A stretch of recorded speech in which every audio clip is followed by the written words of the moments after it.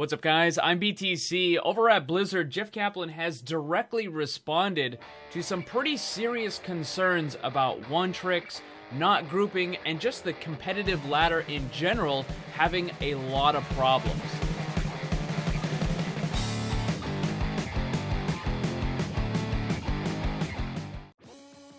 This most recent story started all because of a pro player in the Overwatch League who kind of penned this impromptu letter to Jeff Kaplan during one of his live streams.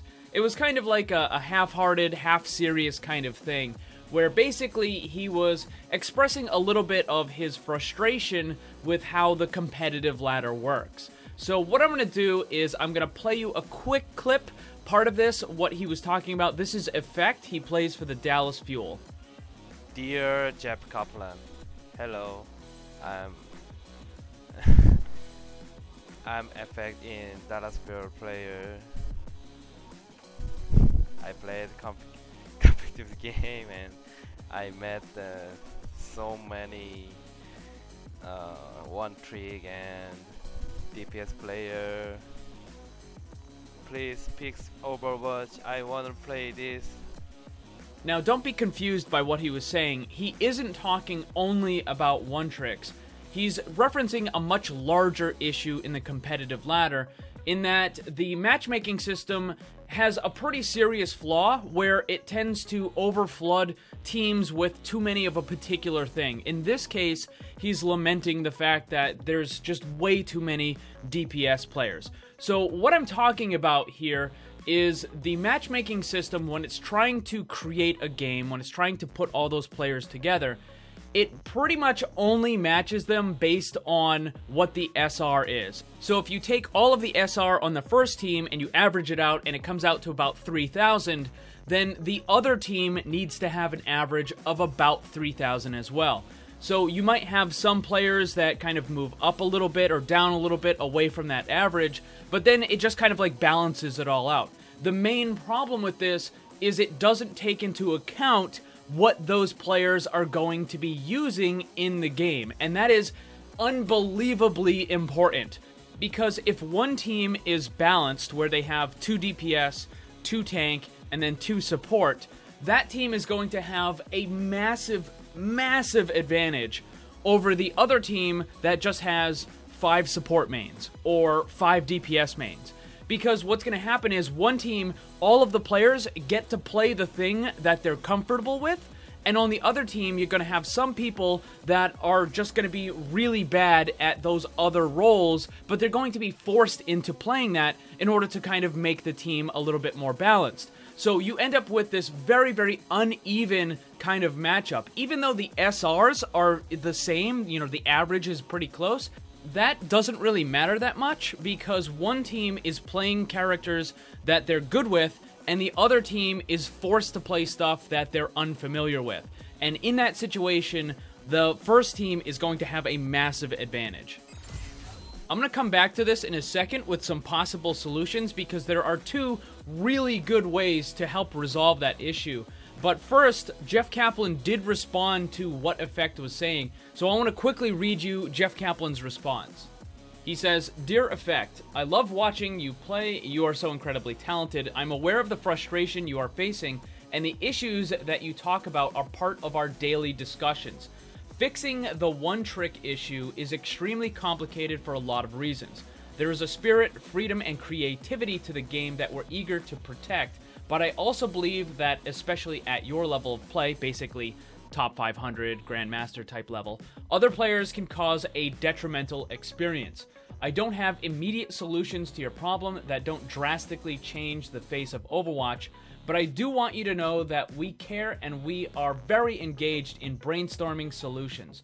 Changes will not happen fast on this subject, but with that said, we have placed urgency on ourselves to make a change. For example, one thing we are examining now is all the reasons players do not want to group with each other when they play, and there are currently a lot, some real and some perceived. I wish there was a world where Overwatch players felt like they could play with who they want. This would be an immediate solve to the problem, but we are a long way from achieving such a state. In any event, please know that I hear your frustration. We'll do our best to make Overwatch better, not only for pros like you, but for everyone who faces similar challenges. All the best, Jeff and the Overwatch team. So that's what Jeff Kaplan had to say. It's a response, but it's kind of a non-response at the same time. I think you guys know what I mean, right? Like, we're aware of the problem.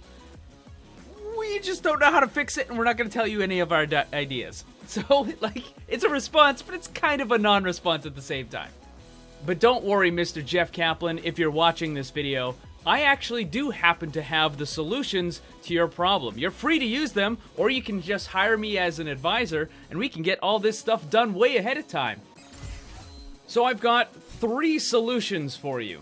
The first one is probably the easiest, although it may not be the best. It may not solve all of the issues, but that would be bring back the avoid player. Now, I already made an entire video explaining everything that went wrong with the original version of Avoid Player, how you could fix it and bring it back and make it fully functional so that players could not take advantage of it, but it would still have its intended effect.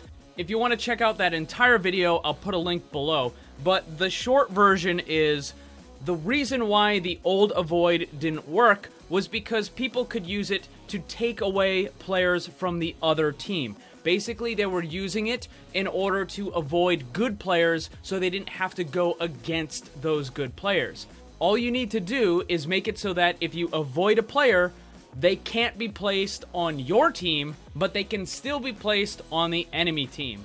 So if you avoid a good player, it's not going to do anything. In fact, it's going to be worse, because that means they're always going to be on the enemy team. Another big improvement to the avoid player would be to make it temporary and not permanent. So let's say you avoid someone who's being a bit grumpy, it puts them on the avoid list for about a week. So if they get avoided by enough people, then their timer, their wait time for the game, is going to start to increase. Maybe after a week or so, they're going to realize, hey, you know what, maybe I should play a bit nicer with my teammates. They're going to learn their lesson, and they can come back. But doesn't this mean that people are going to start avoiding the one tricks? Well, here's the thing. If you want to play one character and one character only and not work with your team, that's fine. But why should these other players be forced to group with you? If you don't want to work with them, why should they be forced to play with you? Moving on to number 2. Jeff Kaplan says that people aren't always inclined to group as much as he would like. So how do you fix that? Give them incentive to group more often.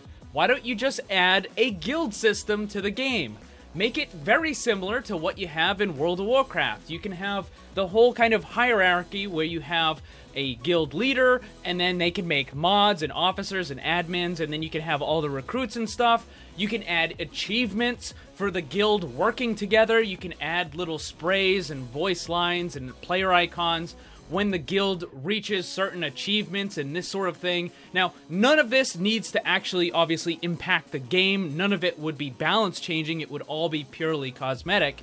But give the players incentive to group up and get these sorts of things, because as they start playing more and more together, they're also going to fill in those roles that need to be filled in. So you're not going to, well, in most cases, you're not going to have 4 DPS players trying to queue together. You're going to have a nice little mix. So you're going to have a couple of healers, you might have a DPS, and then a tank. So when they go into those matches, the matches themselves are going to end up with much better balanced teams. In addition to all of this, if you have people grouping up together who are on a kind of like a friendly basis, right? You're going to significantly decrease the amount of people who are going to throw, who are going to troll, or who are just basically going to leave and rage quit. So adding the guild system would not only let you find other players, but it would also make those matches more balanced, and it would probably significantly reduce the thrower leaver toxic problem. Moving on to number 3, role select. So this has been kind of like a hotly contested issue, because Blizzard has the stance that they want players to be able to play anything they want, anytime they want, and they don't want to enforce any sort of meta in the game.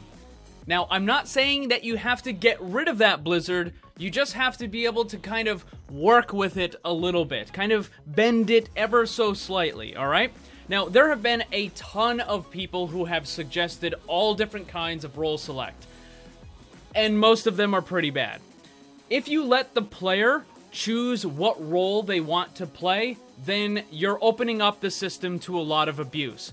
This is something that is best explained with an analogy to World of Warcraft. If you use the dungeon finder in that game, you have to queue up as a specific thing. Like, you want to be the healer, you want to be the tank, or you want to be the DPS. Now, once you get into the dungeon, if one of those players decides, well, I don't actually want to heal, well, the dungeon is just done. Like, you have to boot that person, and you have to find another person to fill that role. In Overwatch, however, once you get into the match, you can't kick them. You can't just, like, restart the match. If someone doesn't want to play the thing that they queued up for, then that can cause a lot of problems for everybody else. And why people would do this is because they would basically want to play DPS, but they're going to queue as a tank or a healer in order to get a faster queue time, so that way they can get into the game real quick, but then they have no intention of playing the healer. They're just going to go in, they're going to play a DPS, and then it messes up the match for everybody on their team. Now, I previously came up with a role select system, and I made a whole video about it. It is absolutely foolproof. You cannot abuse any part of the system at all. Now, how it works, the general short version of it is this. You don't let the player pick what role they want to use. You base it off of what their history is. So what ends up happening is if they play a lot of support, then they're going to be put into the role select as support. If they play a lot of DPS, then it puts them in automatically as DPS. But wait, what if I've been playing support and I don't want to play support anymore? Well, that's easily fixed. You have two different queues for the competitive ladder. They both put you in the same games. The first one is role preferred, where it takes your recent history into account. And the second one is wildcard, where it doesn't take your history into account. So what the matchmaking system would do is it would try to fill the matches with as many role-preferred people as it possibly can, and then it will try to fill in extra wildcards when it needs to. Now, once you're in the game, if you queued as a wildcard, you can play anything you want to play. It's just as it is currently now. I know some people make the argument, well, if you play as a wild card, but you get into a game that needs healers, you're forced to be a healer. No, you're not. You're not forced to be a healer. That's the whole purpose of being in the wild card slot. You play anything you want to play. If you want to one-trick something, you can. It's no different than what we have now. The idea, though, is that most people, the overwhelming majority of people, would use the role-preferred system, so that way we end up getting more balanced games. Yes, you're still going to get that wild card who just plays Torbjorn attack or whatever they want to do. You're not going to eliminate that ever. But the idea is to mostly fix the issue.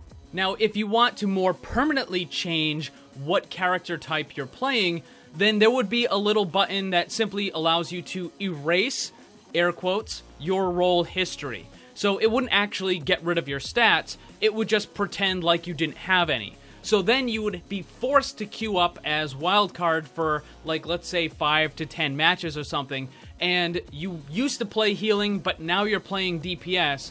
So when you do go into role queue, it's then going to say, okay, so your last 10 or so games, you've been playing Soldier and McCree and Pharah, so we're going to passively role queue you as DPS. The passive role queue system would basically go off of kind of a percentage. So if you play mostly DPS, but you sometimes play tank, then it's going to try to role queue you as DPS. But if it notices that you keep playing tank instead of playing DPS as you're getting queued in, then it's going to stop role queuing you as DPS, and it's going to switch over and start role queuing you as tank. Now, what if it's a more even split, where 50% is DPS and 50% is tank?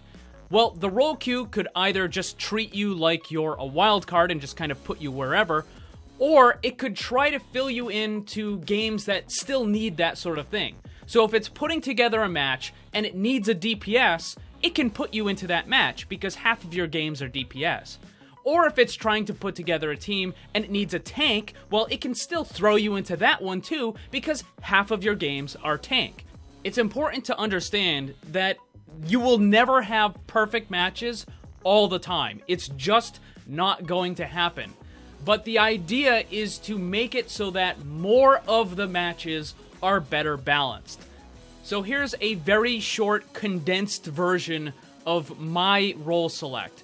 Again, the full video that I made on it explains everything in more detail, so if you want to check that out, I'll put a link down below. So there you have it, 3 solutions: an improved avoid player, a guild system, or a passive role select. Any one of those, or multiple combined, will result in more balanced teams, more players grouping together, less throwers, and less toxicity in general. Jeff Kaplan, if you're watching, feel free to use any of that stuff. Feel free to contact me, and my business email is always open. Here's the thing though, none of those 3 solutions that I mentioned are this amazing, groundbreaking revelation. I'm not the only person who's thought of that stuff. Now I understand building a guild system or a role prefer system is going to take a great amount of effort. I'm not expecting anything like that to just pop up overnight. I know it takes a little while to make that stuff. But in the meantime, re-implementing the avoid player function with the changes that I suggested would go a long way to improving what the situation is right now. And then maybe you can even remove it later on once you get the role prefer and the guild system in place. So what do you guys think? Do you have other possible solutions? Leave them in the comments below. Also, don't forget to check out my Discord server. Follow me on Twitter and Instagram, all that stuff. The links are down below. Thanks for watching. Remember, always blame the controller, because it's never your fault. Also, special thanks to all my Patreon supporters for helping to make this all possible. If you'd like to see what kind of cool rewards you can get for supporting the channel, check the links on screen and down below.